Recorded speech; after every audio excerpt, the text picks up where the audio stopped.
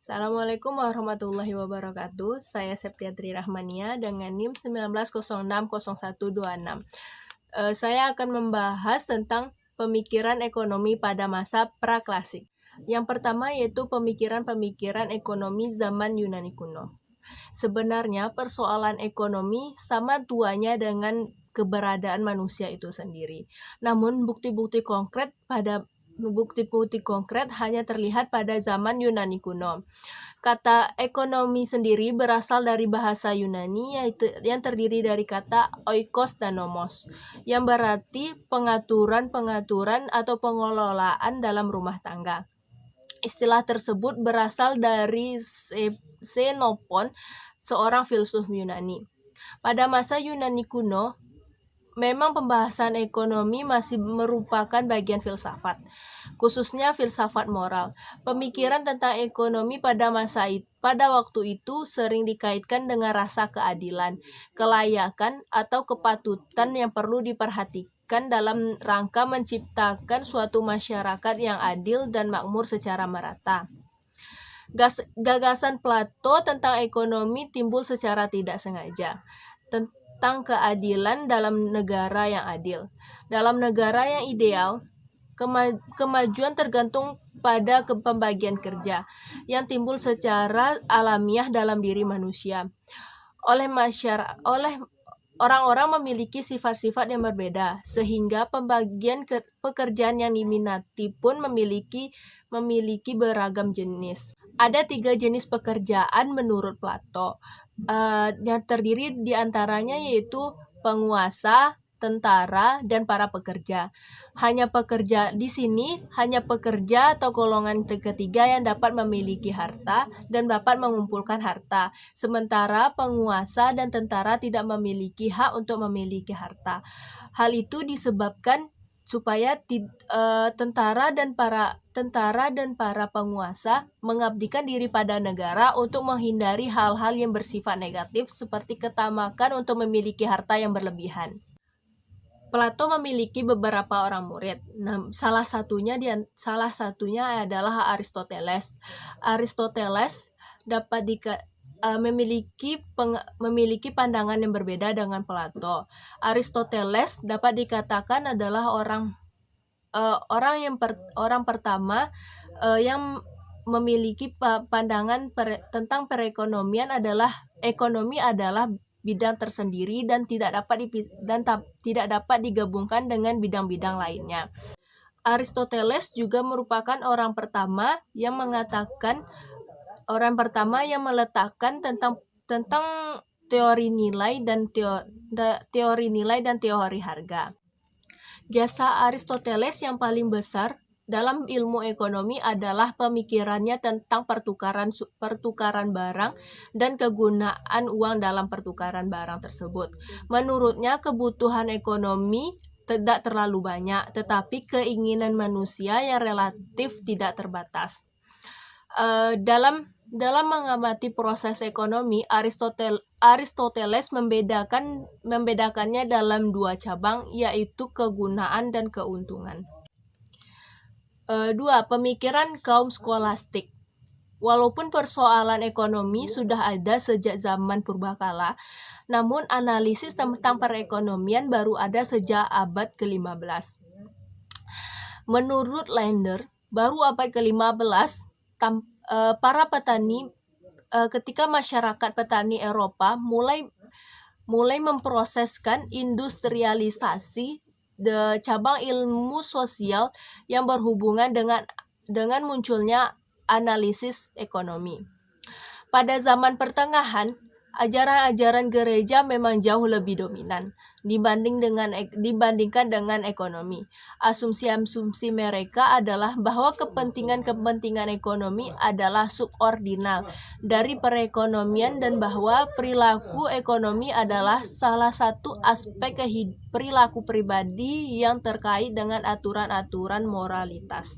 Ada 2 tokoh utama dalam aliran skolastik, yaitu Albertus Magnus dan Thomas Aquinas.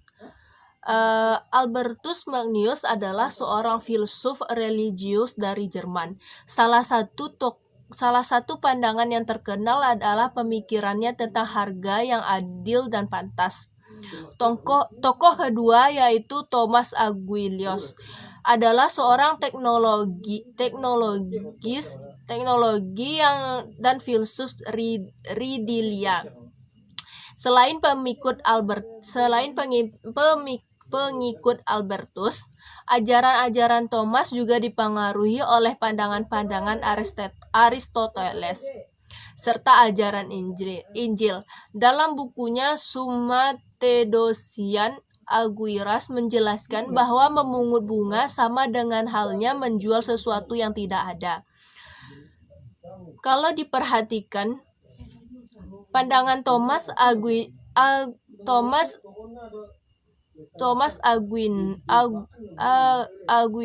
mirip dengan pandangan Aristoteles yang mengutuk bunga.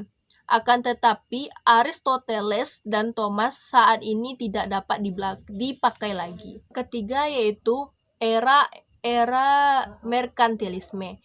Istilah merkantilisme berasal dari kata merkan yang berarti pandangan. Menurut paham ini, setiap negara yang bertindak untuk maju harus melakukan pandangan dengan negara lain. Sumber kekayaan negara akan diperoleh melalui surplus perdagangan luar negeri yang akan diterima dalam emas atau perak. Pada abad ke-17, paham ini dianut oleh negara-negara Eropa yaitu Portugis, Spanyol, Belanda, Inggris, dan Prancis. Tidak hanya selama negara Eropa, mereka berdagang sampai ke India dan Hindia Belanda. Selama era merkantilisme, tidak hanya perdagangan dan perekonomian yang maju, tetapi perkembangan literatur pun juga ikut maju. Tokoh-tokoh merkantilisme sangat banyak, di antaranya yaitu Jean Bodin. Jean Bodin adalah ilmuwan berkebangsaan Prancis yang dapat dikatakan dia adalah orang pertama yang secara sistematis menguji teori tentang uang dan harga jumlahan. Yang kedua yaitu Thomas Mun adalah seorang pedagang kaya dari Inggris yang banyak menulis tentang perdagangan luar negeri. Selanjutnya yaitu Jean Baptiste Colbert.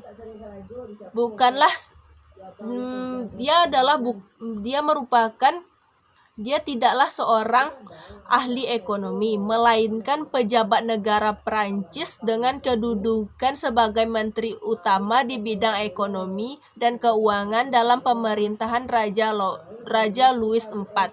Pada masa itu, perdagangan luar negeri dianggap sebagai sumber utama kemakmuran, dan masih banyak tokoh-tokoh lainnya. Yang keempat yaitu mazhab fisiokratis. Kaum fisiokratis menganggap bahwa sumber kekayaan yang senyata-nyatanya adalah berasal dari alam.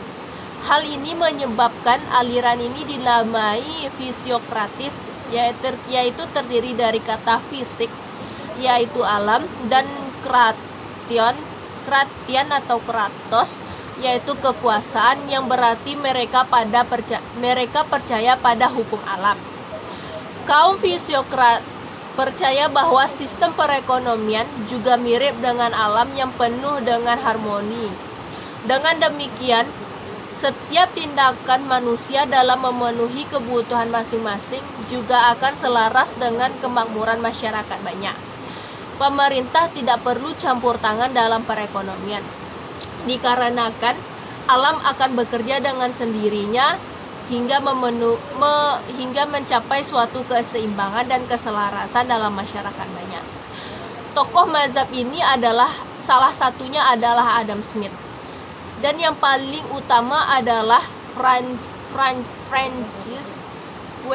Quesnay. Sebenarnya ia adalah seorang dokter dan sangat ahli dalam ilmu bedah. Namun suatu hari ia diangkat sebagai anggota lembaga ilmiah di Prancis. Sejak saat itu ia mulai berminat dengan ilmu ekonomi. Quesnay menggambarkan perekonomian layaknya kehidupan biologis tubuh manusia. Hubungan antara bagian satu dengan yang lain membentuk keseluruhan dengan hukum-hukum tersendiri dalam kehidupan perekonomian. Sekian dari pembahasan saya. Mohon maaf apabila ada salah kata. Assalamualaikum warahmatullahi wabarakatuh dan terima kasih.